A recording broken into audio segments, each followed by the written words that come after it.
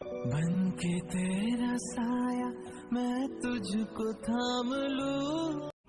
तो आज का टॉपिक बॉयफ्रेंड और गर्लफ्रेंड एक ऐसी कड़ी है जिसकी वजह से हम दो चीज़ों में अपना ध्यान नहीं दे पा रहे हैं। एक अपने माँ बाप को उतना ध्यान नहीं दे पा रहे हैं और एक हम ध्यान नहीं दे पा रहे हैं अपनी एजुकेशन पढ़ाई को। ये एक सबसे बड़ी दिक्कतें सामने आ रही हैं। तो थोड़ा सा हम ऊपर नीचे एक्सप्लेन करेंगे। अभी अक्सर एक लैंग्वेज हम लोग सुना करते हैं कि ज़िंदगी में पहला प्यार कभी भुला नहीं सकते हैं। चलो मैंने इसको माना, हम भी इसको मानते हैं। सरफत ख़ान पहला प्यार नहीं भुला सकते हैं, यानी जिससे भी पहला प्यार किया जाता है उसे कभी मरते दम तक ही भुला नहीं सकते। वो पक्का होता है, सजीव होता है। तो भैया क्यों अपने माँ बाप को आप भूल जाते हो किसी गैर इंसान के आने पर? कहो वो पहला प्यार नहीं है जो वो औरत से प्यार किया, लड़की से प्यार किया, वही मेरा पहला प्यार है। यानी तुमको फिर प्यार के डेफिनेशन नहीं फिर पता होगा। फिर हम उसी से पूछना चाहते हैं, जो पहला प्यार उस लड़की को प्यार कहता है या उस लड़के को प्यार कहता है। बात तो से समझ आती है। और जिसने आपके लिए अपने आप को आज बूढ़ा बनाया, कहते हैं बच्चे के पैदा होने में न जाने कितनी हड्डियों के बराबर दर्द होता है जब बच्चे की पैदाइश होती है। जब वो बच्चा जो बनता है वो खून से बनता है, खून के लोथड़े से बनता है बच्चा। उसके बाद जब पैदा होता है तो उसके औरत जो जन्म देती है, उसकी माँ, देखा जाए उसकी कैल्शियम में कमी हो जाती है, जो क्योंकि वो हड्डियों सबसे मिलकर बनता है। बीपी की शिकायत हो जाती है, शुगर की शिकायत हो जाती है, उसकी आंखें कमज़ोर हो जाती हैं उस औरत की। उसकी जो जवानी की ताकत, जितना उसने खाया पिया होता है, वो सब कुछ उसका वेस्ट हो जाता है। उसके बाद जब हम दुनिया में आ जाते हैं, उसके बाद वो रात में जो लेटना, दूध पिलाना, पेशाब करना, अगर ऑपरेशन से बच्चा हुआ तो पेट के टाँके भी हर औरत को खा सके। उस माँ को अपने जिस्म से बहुत प्यार होता है। हम आप भी गौर करिए, कहीं चोट लगने ना पाए, कहीं कटने ना पाए। अपना पेट कटवा के उस बच्चे को, टाँके लगवा करके उस बच्चे को दुनिया में लाए। उसको अगर मेरे पास इतनी प्रॉपर्टी नहीं है तो हम प्राइवेट दूध भी उसके लैक्टोजन परचेज़ करते हैं। कितने मिलता है? 350 रुपये का नियर अबाउट मिलता है। माँ बाप कहीं से भी लाते हैं उसके लिए। जब वो बीमार पड़ जाता है तो उसके लिए अब्बू के पास इतनी पैसे नहीं है, तब भी उसके लिए अच्छी से अच्छी चीज़ लाते हैं। कहते हैं कि जब बच्चे सोचते हैं मेरे पापा जो एक बादशाह हैं, जब बाप ज़िंदा होते हैं तो दुनिया की हर चीज़, अब्बा मेरे ये ला देना। वो समझते हैं अब्बा है अंबानी, अब्बा है अंडानी, अब्बा है नाने कौन टाटा बिरला, क्योंकि वो समझते हैं बड़ी से बड़ी कार वो कहते हैं कि मेरे पापा हमको ला देंगे। ऐसे बोलते हैं। एंड पास करना। तो हर एक बच्चा अपने माँ बाप को टाटा बिरला, अंबानी, अंडानी ये सब समझ रहा होता है। भले पापा मज़दूर होता है, लेकिन उसकी नज़र में, क्योंकि वो अभी ना समझ होता है, तो वो समझता है अगर हम टार्जन गाड़ी, अभी मेरे बेटे ने, हसरत ने मुझसे कहा था कि अब्बा हमें टार्जन गाड़ी लाइएगा, वो अपने आप चलती, आप पीछे बैठेगा, वो अपने आप चलती रहेगी। तुमने कहा वही जो वो दिखाते हैं, वो अजय देवगन से आत्मा घुस गई थी, कहा हाँ वही बोली पापा। यानी अब उनको वो गाड़ी ला के दी जाए, ठीक है ना। मुझसे कहते हैं वो नहीं, वो कौन सी गाड़ी होती, लंबोर्गिनी, पापा वो चाहिए अब्बा मुझे कहते हैं। पापा की हैसियत है नहीं है, पर वो समझता है कि पापा लंबोर्गिनी ला देंगे, ठीक है ना। उसे लगता है कि उसे सब ड्राइव हो जाएगा उसको। तो हर बच्चा अपने पापा को एक राजा से कम नहीं समझ रहा होता है। अब वो हर बच्चा 11-12 साल की उम्र तक पहुंचता है, उसको अपने माँ बाप से प्यार होता है, खूब प्यार होता है कि सबसे वफ़ादार है मेरे माँ बाप। एक अभी कार्टून बना था तो मैंने एक इमेज देखी थी उसके अंदर कि एक माँ को दो बच्चे एक साइड से खींच रहे हैं, माँ मेरी है, माँ मेरी है। एक इमेज देखी थी तो दोनों हाथ वो बच्चे खींच रहे थे। लेकिन आने वाले वक्त में जब बच्चे बड़े हो गए तो कहा माँ तेरी, कभी ने माँ तेरी, मतलब अब वो माँ मेरी तेरी किसी नहीं, अब किसी और की है ना, तुम रखो हम भी रखेंगे नहीं। ऐसे ज़माना एक वक्त बीत जाता है। तो ये जो बच्चे जो होते हैं ये 11-12 साल की उम्र तक ही माँ बहुत प्यारे होते हैं, बाप बहुत प्यारे होते हैं। और जब ये 12 के बाद 13, 14 और 19 तक की दुनिया के सबसे बड़े दुश्मन यही माँ बाप होते हैं। इस जहाँ टीन लगा होता है, हम भी और आप भी उस एज से गुज़र चुके हैं, गुज़र रहे थे और गुज़रने वाले जो भी हैं जैसे भी हैं।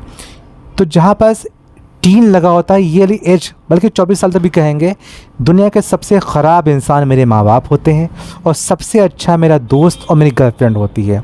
मेरा मुद्दा गर्लफ्रेंड तब पुराना था, हम बिस्तर में लेटे होते हैं और वही हम 19, 16 और 15 एज में चल रहे होते हैं।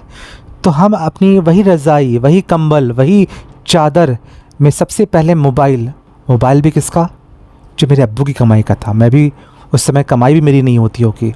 और किसके बिस्तर पर लेटे हैं, अपने अब्बू के बिस्तर पर लेटे हैं। और किसका खाना खाए लेटे हैं, अपने अब्बू खाना खाए लेटे, क्योंकि हम टीन में चल रहे हैं। और किसका सुबह उठे हैं, 6 बज रहा है, अम्मी ने कहा उठो उठो उठो, नहीं उठ रहे हैं, लेकिन उस मेरी गर्लफ्रेंड का, मेरे बॉयफ्रेंड का मैसेज आ गया है, अब मेरी नींद उड़ गई। आप उसको लिख रहे हैं, उसके लिए हम व्हाट्सएप पे ढूंढ रहे हैं, फेसबुक पे ढूंढ रहे हैं और गूगल पे ढूंढ रहे हैं, ढेर से अच्छी अच्छी शायरियाँ ढूंढ रहे हैं जिससे वो मेरी इम्प्रेस हो जाए। आधा घंटा उसके लिए नए नए स्टेटस निकाल रहे हैं कि अब वो मुझे इम्प्रेस हो जाए उसके लिए, और अच्छी से अच्छी बातें लिख रहे हैं। 5 मिनट खूब ढेर से सुबह उठना, तुमने खाना खाया कि नहीं खाया, अम्मा उठा करके गई, उनसे नहीं पूछा, उससे पूछा तुमने चाय पी लिया, मुंह धो लिया, तुम कैसी हो, अम्मा से कुछ नहीं पूछा। जब बहुत देर बात कर लिया, उसके बाद उसने खाली लिखा था GM, मेरी गर्लफ्रेंड ने लिखा था सिर्फ GM, और GM के चक्कर में उसके स्टेटस ढूंढ रहे हैं व्हाट्सएप से, फेसबुक से कि यार इनको GM को ऐसे सेलिब्रेट करें हम। लास्ट में एक हल्की सी स्मोकी बनाई जिसमें हल्की लाइट मुस्कुराहट वाला एक लोगो, सुन बोलते क्या उसको है, इस इमोजी से बना के भेज दिया कि मुस्कुरा दिया, हम ठीक हैं। उसके इस इमोजी में ही खुश हो गए। 10 मिनट लिखा, स्टेटस चुराया गूगल से, फेसबुक से, और उसको इम्प्रेस में डाला, और उसने लास्ट में क्या करा, एक हंसता हुआ मुंह का एक लोगो भेज दिया हमको, और उसमें हम खुश हो गए, पहुंचा रहे हैं। उसके बाद वो कमीना लड़का जो उसने इमोजी में खुश हो गया और 15 मिनट उसको ढूंढने में लगा दिया और तमाम स्टेटस को डालने में लगा दिया। अब वो जो ब्रश करने वाला है वो भी अपने अब्बू की कमाई का, अपनी अम्मी की कमाई का। उसके बाद जो चाय पीने वाला है वो भी अपने माँ बाप की कमाई का। तो उसके बाद जब वो भंजन कर रहा होता है, नहा भी रहा होता है, जो शावर यूज़ कर रहा होता है, जो टॉवल यूज़ कर रहा होता है, उसे खुद की कमाई का नहीं। उससे पहले जो मोबाइल यूज़ कर रहा है खुद कमाई, रिचार्ज भी खुद कमाई का नहीं होता है, और दुश्मन भी उसे समझदारी से कमाई का यूज़ कर रहा होता है। और कर किससे रहा होता है, एक अपनी GF से, और वो भी फ्रॉड कर रही होती है, वो भी टीनेज की लगी होती है। अगर उससे कहता है घर छोड़ोगे, तो वो भी धोखा देने के लिए माँ को तैयार रहती है, हम छोड़ देंगे, हम छोड़ देंगे, तुम छोड़ोगे, जो अम्मी के कुछ रुपए निकाल लाना, कुछ जेवर निकाल लाना, वो निकाल भी लाएगी, माँ को धोखा दे देगी वो, क्योंकि वो वहाँ तक वो दुश्मन है आपके, माँ बाप दुश्मन है आपके। वो भूल चुकी होती है, भूल चुका होता है कि जिस घर में रह रहे हैं, जिस खाना खा रहे हैं, जो मोबाइल यूज़ कर रहे हैं, जो कुछ ज़िंदगी जी रहे हैं, जो कपड़े पहने हैं, वो सब मेरे नहीं हैं, वो किसी उसके भी नहीं है जिसको इमोजी भेज के मुस्कुराती है, और जो मुस्कुराने के लिए वेट कर रहा हो उसका भी नहीं होता है। बस एक सिर्फ एट्रैक्शन ओनली होता है। उसके बाद में यही इज़्ज़त को, यही आपकी ख्वाहिशों को सब तोड़ रहा होता है। अकल कब आती है, अकल कब आती है, जब हम 24 हुआते हैं, 22, 24, 25, 27, तब कहते हैं बेकार पे टाइम वेस्ट कर रहे थे हम इसमें। ना वो मेरे साथ दे पा रही होती है, ना मैं साथ दे पा रहा होता है, और तब तक मैं 24, 25 को छू रहा होता हूँ, अपना पूरा करियर ख़राब करे बैठा होता हूँ। ना मैं DMSP की पढ़ाई पढ़ पा रहा होता हूँ, ना मैं चार्टर्ड अकाउंटेंट पढ़ पा रहा होता हूँ, ना मैं B.Ed C.Ed कर पा रहा होता हूँ। और बस सेव करना है अपने आप को, बस सेव करना है, तो बस इसी टीन एज में सेव करना होता है। हम जानते हैं बड़ा मज़ा आता है, लेकिन ज़िंदगी में बहुत चीज़ें मज़े के लिए नहीं की जाती हैं, और बहुत सी चीज़ों में मज़ा हम लोग को लेना चाहिए भी नहीं। मज़ा आता है देर तक सोने में, मज़ा आता है क्राइम करने में, मज़ा आता है झूठ बोलने में, मज़ा आता है किसी को तकलीफ़ दे के बाद में मुस्कुराने में, बड़ा मज़ा आता है। लेकिन क्या हर वक्त मज़ा ही मज़ा, इतने सेल्फिश हो गए हम लोग हैं।